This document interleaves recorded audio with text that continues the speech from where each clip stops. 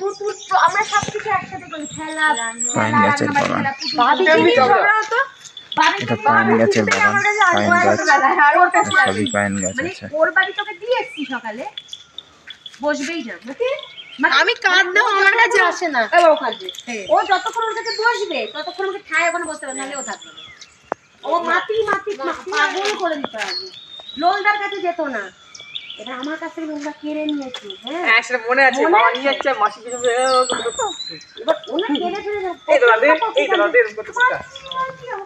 Like, comment, share, subscribe করে দেবেন please. এনে নিয়েছে, নিয়ে ওকে উপরে উঠে যাচ্ছে। আর আমি উঠে যে আয় বাবা কাঁদিস না, ও কাঁদছে, আমিও হ্যাঁ হ্যাঁ করে কাঁদছি। হ্যাঁ ও ছেলেটা কেরম করে নিয়ে এই আমার ছেলেও আমি কাঁদলে আর কাঁদে যখন আমি ঘরে এসেছিলাম, এই বুকুল বুকুল, বাবি একটা আলাদা জিনিস ছিল আমাদের। আমার বাড়ির আমার ঘরের রুমের পাশে দুই বোন কারাকারি কে নেবে ছেলেকে, ও যখন নামতো আমার রুমের পাশ থেকে যখন বাবিকে ডাকতে যেত আর চোখে আমাকে লিখে যেত।